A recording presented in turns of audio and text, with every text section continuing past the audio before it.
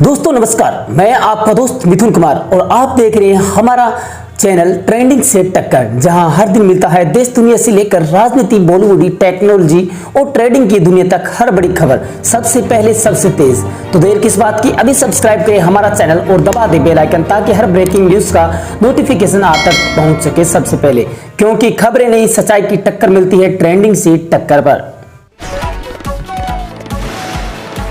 ये बात करते हैं इस वक्त की बड़ी खबर। बिहार विधानसभा चुनाव 2025 के दूसरे चरण का मतदान जारी है।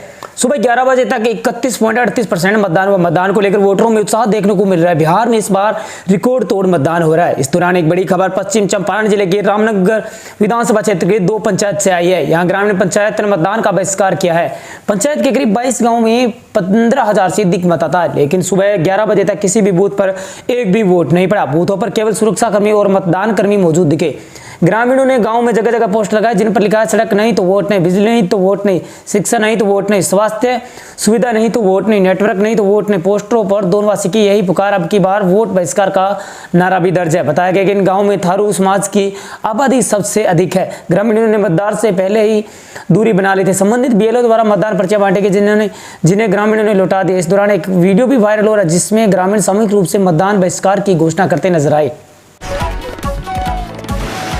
बात करते हैं अगली बड़ी खबर के बारे में। बिहार विधानसभा चुनाव के दूसरे और अंतिम चरण के लिए मंगलवार को सुबह 7 बजे से ही वोटिंग जारी है। वहीं कुछ घंटे बाद बिहार चुनाव के लिए वोटिंग खत्म हो जाएगी।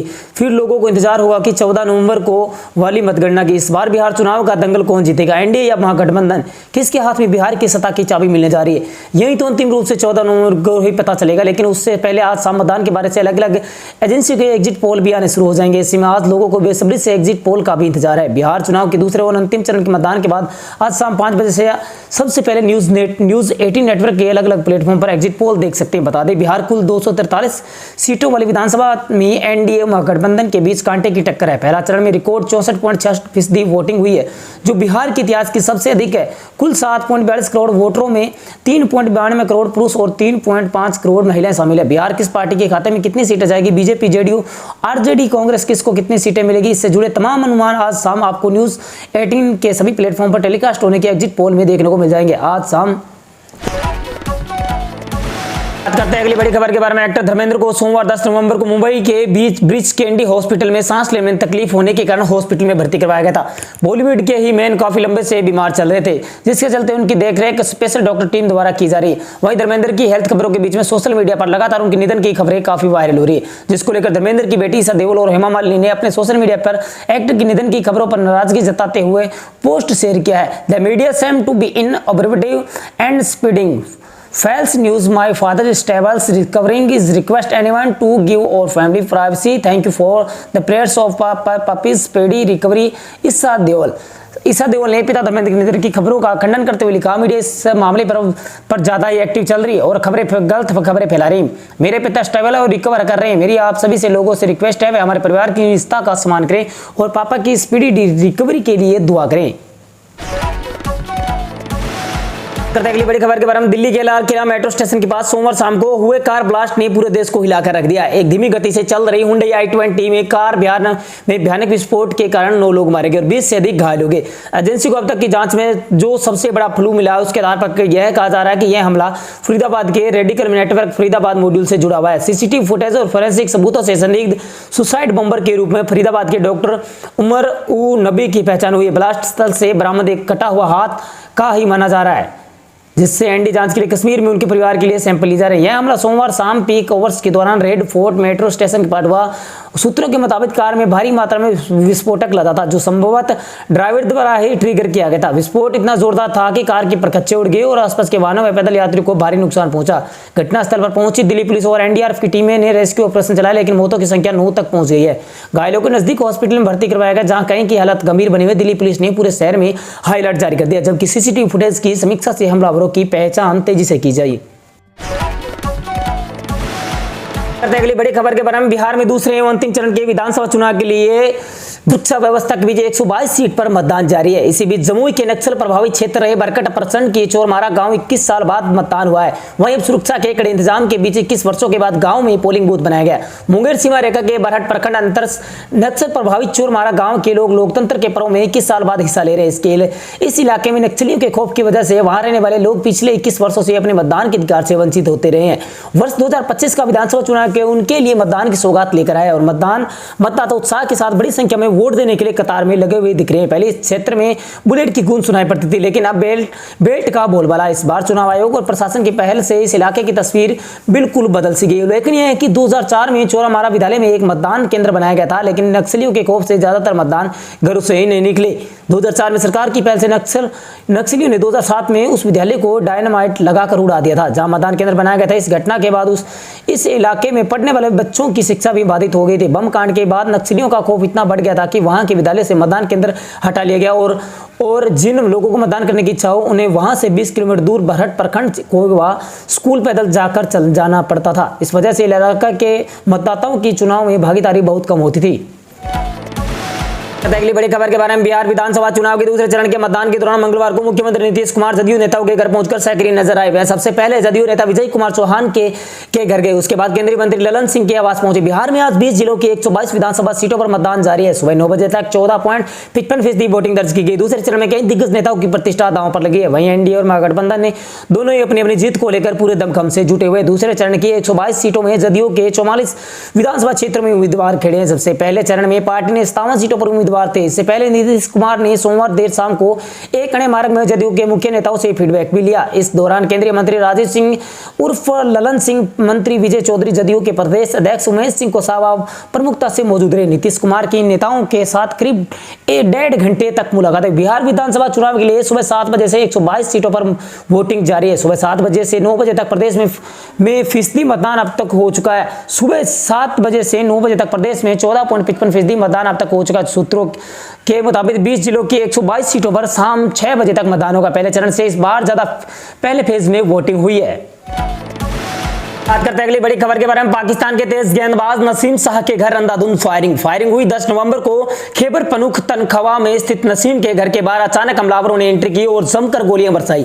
नसीम इस समय श्रीलंका के खिलाफ वनडे सीरीज की तैयारी कर रहे थे और वो घर पर नहीं थे। हालांकि उनका परिवार मौजूद था और अच्छी बात यह है कि घर वालों को कोई नुकसान नहीं हुआ। बता दें कि पुलिस ने 5 आरोपियों को गिरफ्तार भी कर लिया। पाकिस्तानी खिलाड़ी नसीम शाह का घर खैबर पख्तूनख्वा के लोअर दीर जिले में स्थित मयार इलाके में है। 10 नवंबर को 5 हमलावरों ने उनके घर पर फायरिंग कर दी। नसीम के घर के बाहर खड़ी कार को तगड़ा नुकसान हुआ। गाड़ी किसी से टूटे। इससे अलावा उनके घर के मुख्य दरवाजे पर भी गोले से बड़े-बड़े छेद हो गए। मीडिया रिपोर्ट के मुताबिक हमलावरों ने खिड़की के कार और मुख्य गेट को नुकसान पहुंचाया और भाग गए। पुलिस मौके पर पहुंची, तहकीकात की। इसके बाद 5 लोगों को गिरफ्तार कर लिया गया और अब पूरी कार्रवाई हो गई है। अच्छी बात यह है कि नसीम के परिवार के किसी भी व्यक्ति को कोई नुकसान नहीं हुआ और वो बाल बच गए। इस घटना के बाद मयार पुलिस ने सुरक्षा और सख्ती बढ़ा दी। रिपोर्ट में बताया गया कि नसीम शाह का परिवार शांत स्वभाव का और वो किसी से कोई दुश्मनी नहीं रखते हैं। चलिए बात करते हैं अगली बड़ी खबर के बारे में। बिहार विधानसभा चुनाव 2025 के लिए दूसरे और आखिरी चरण की वोटिंग जारी है। दूसरे चरण में 20 जिलों की 122 विधानसभा सीटों पर वोट डाले जा रहे हैं।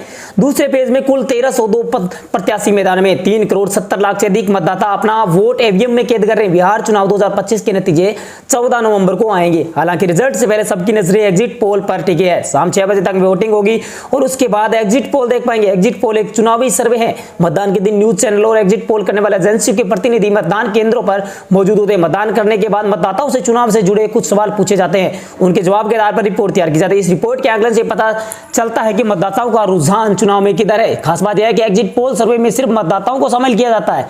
उल्लेखनीय है कि चुनाव कार्यक्रम की घोषणा के बाद कोई भी एग्जिट पोल या सर्वे जारी नहीं किया जा सकता। अंतिम चरण के मतदान के बाद शाम को वोटिंग खत्म होने के बाद आधे घंटे बाद की एग्जिट पोल जारी किया जा सकता है। लोक प्रतिनिधित्व अधिनियम 1951 की धारा 126A के तहत अंतिम चरण की वोटिंग खत्म होने के आधे घंटे बाद तक एग्जिट पोल जारी करने पर रोक है।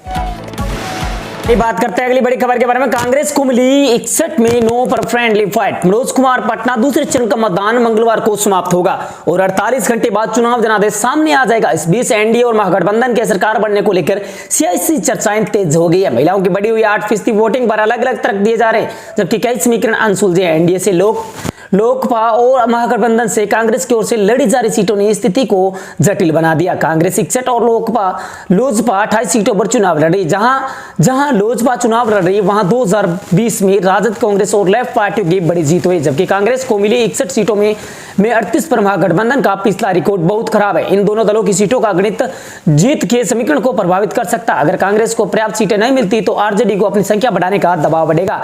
लोजपा की स्थिति कमजोर होने पर भाजपा और जदयू को भी सीटों का दबाव झेलना पड़ेगा। आधिकारिक रूप से कांग्रेस 61 सीटों पर चुनाव लड़ रही है, मगर कांग्रेस की इन 61 सीटों पर राजद, वीआईपी व लेफ्ट पार्टियों से फ्रेंडली फाइट हो रही है। सीधे तौर पर कांग्रेस 52 सीटों पर ही चुनाव लड़ रही है। इनमें से भी 23 सीटों पर महागठबंधन पिछले 7 साल चुनाव में कभी नहीं जीता है। शेष 29 सीटों में से 15 सीटों पर पिछले 7 चुनाव में महागठबंधन सिर्फ एक बार ही जीत दर्ज कर चुका है। कांग्रेस की 61 में से 38 सीटें ऐसी जिनका रिकॉर्ड महागठबंधन की सेहत के हिसाब से खराब है।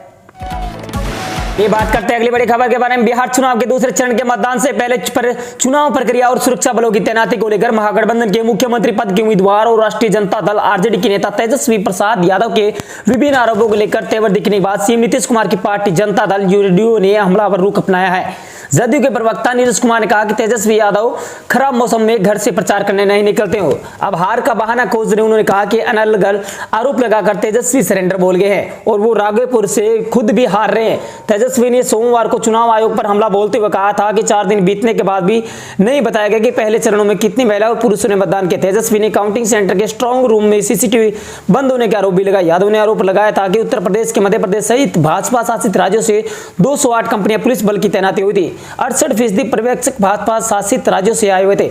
नीरज कुमार ने कहा दूसरे चरण के चुनाव के ठीक पहले तेजस्वी जब मौसम खराब होता तो घर से नहीं निकलते, हार का बहाना ढूंढ रहे हैं। ईवीएम में गड़बड़ी नजर आ रही। तेजस्वी को चुनौती है। महिनार से राजद के उम्मीदवार रविंदर सिंह के वीडियो और साक्षी, जिन्होंने कहा कि स्ट्रांग रूम में कोई गड़बड़ी नहीं हुई, और लालगंज से राजद के प्रत्याशी के प्रतिनिधि थी रजनीश कुमार ने भी इस बात की पुष्टि की। अनर्गल आरोप लगाकर आप राजनीति में सरेंडर हारा हुआ राजनीति का खिलाड़ी है, लगातार हार रहा, इस बार भी हार तय है, राघोपुर से हार तय है। और आप देख रहे हैं हमारा चैनल ट्रेंडिंग से टक्कर, जहां हर दिन मिलता है देश दुनिया से लेकर राजनीति, बॉलीवुड, टेक्नोलॉजी और ट्रेडिंग की दुनिया तक हर बड़ी खबर सबसे पहले सबसे तेज। तो देर किस बात की, अभी सब्सक्राइब करें हमारा चैनल और दबा दे बेल आइकन, ताकि हर ब्रेकिंग न्यूज का नोटिफिकेशन आप तक पहुंच सके सबसे पहले, क्योंकि खबरें नहीं सच्चाई की टक्कर मिलती है ट्रेंडिंग से टक्कर पर।